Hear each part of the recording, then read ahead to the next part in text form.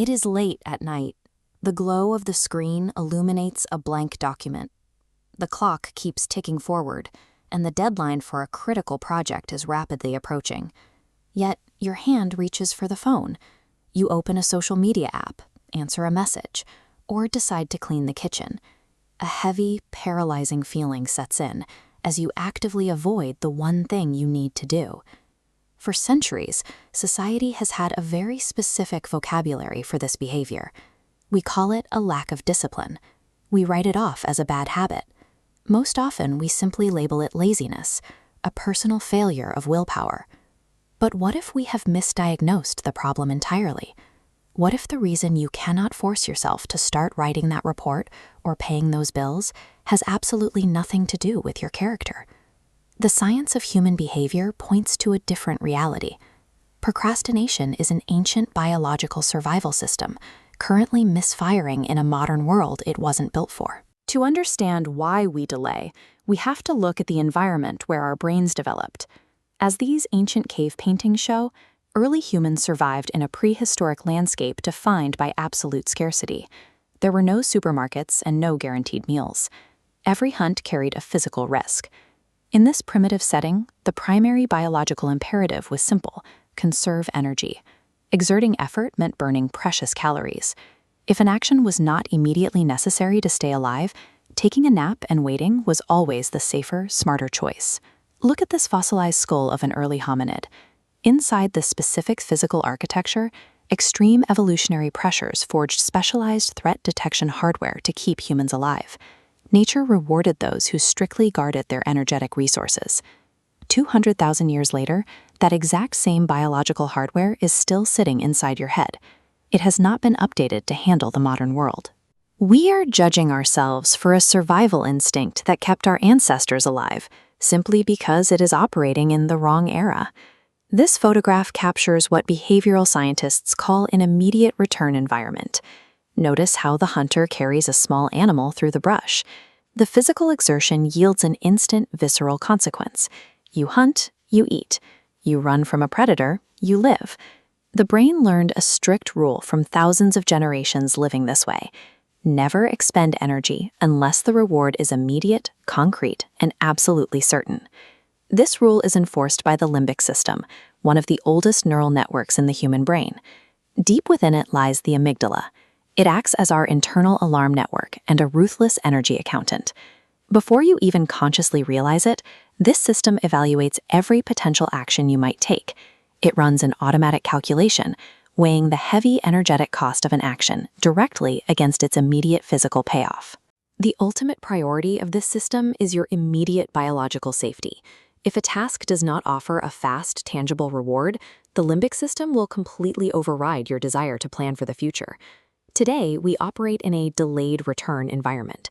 Our survival no longer depends on foraging for berries or outrunning threats, but on navigating complex, abstract systems with long-term, invisible consequences. Look at this vintage photograph of a typing pool. It perfectly captures the structural shift toward an indoor knowledge economy. We are now forced to complete nebulous tasks: filing your taxes, studying for exams, or answering endless streams of emails. Your newly evolved prefrontal cortex, the logical planning center of your brain, understands that these tasks are necessary for your career and financial stability. But your ancient amygdala does not speak this language. When you sit down to tackle a massive spreadsheet or a vague project, the amygdala evaluates it. It sees a highly uncertain outcome, delayed rewards, and a massive drain on your energy.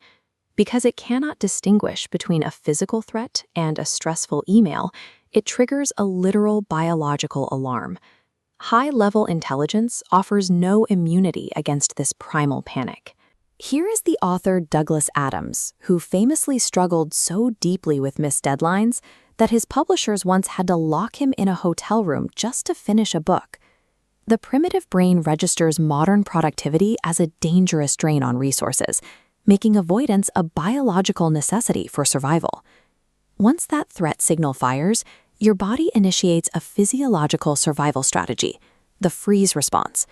You sit at your desk, staring at the screen, entirely unable to type a single word.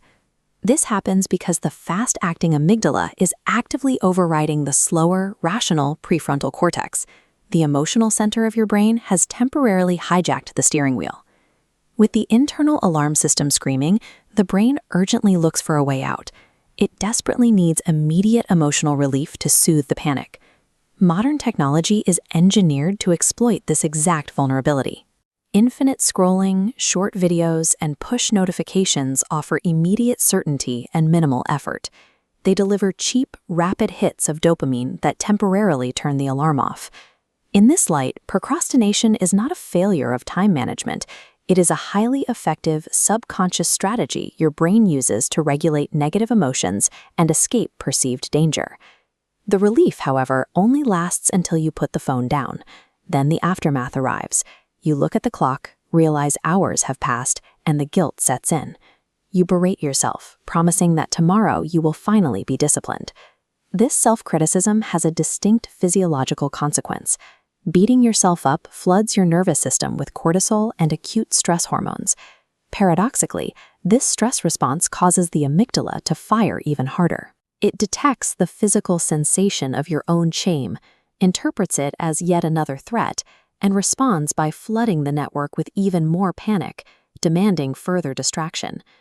Relying on shame and self-punishment to cure procrastination biologically guarantees that we remain trapped in the freeze response.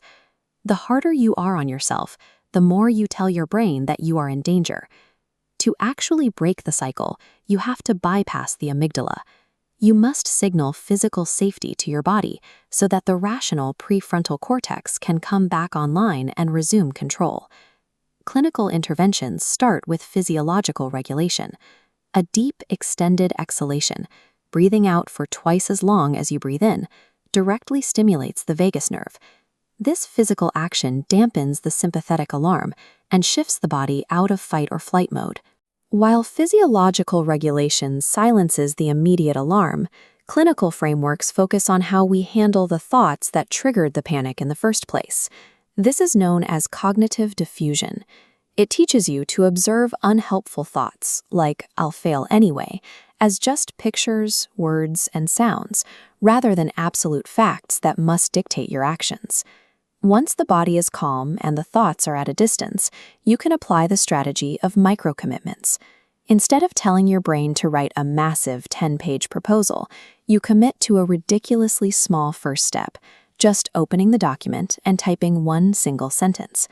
Micro-commitments work because they successfully bypass the amygdala's threat detection. The energy cost of typing one sentence is so minimal that the brain's ancient accountant registers it as harmless. You get started without setting off the alarms. Overcoming chronic delay requires working alongside the brain's ancient protective instincts, rather than trying to brute force your way against them. Your tendency to put things off is not a sign that you are broken, flawed, or uniquely lazy. You are carrying survival software developed over 200,000 years, performing exactly as evolution intended. It is functioning within an environment it never expected to encounter. Identifying the mechanics of this internal struggle allows you to stop fighting your own biology. By recognizing these ancient alarms for what they are, you can choose a different response, transforming this internal conflict into a sustainable path toward your goals.